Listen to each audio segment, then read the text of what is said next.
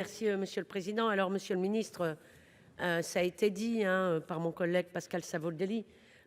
Nous aurions, pour notre part, aimé avoir un projet de loi grand âge.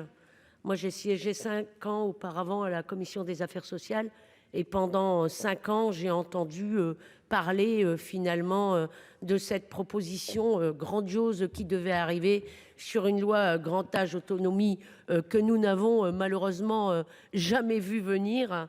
À défaut d'avoir cette proposition donc d'ensemble, il nous faut anticiper chaque année, ça a été dit, les besoins de la branche autonomie pour que ce risque de perte d'autonomie soit mieux couvert et ne dépende pas des ressources des personnes, mais bien de leurs besoins.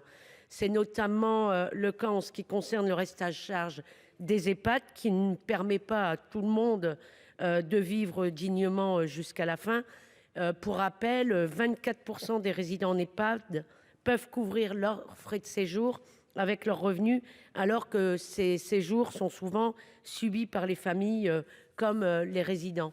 L'espérance de vie est stable en France et les études démographiques montrent un vieillissement progressif de la population qui augmentera inévitablement ses besoins.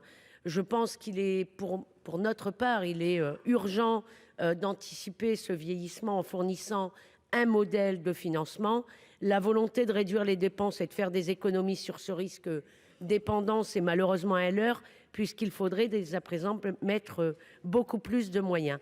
Il ne peut pas y avoir d'un côté des réductions d'impôts pour les plus aisés qui iraient en EHPAD et de l'autre une baisse de la solidarité qui doit profiter à tous. C'est un effet qui est double, à la fois utile donc pour permettre aux aidants, quand il y en a, d'être moins sollicités, à la fois pour les personnes âgées dépendantes qui seront aidées davantage.